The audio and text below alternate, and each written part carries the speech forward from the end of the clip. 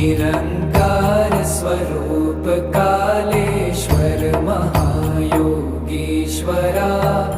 Dayanidhi दानीश्वर Jai Jatadhar भयंकरा।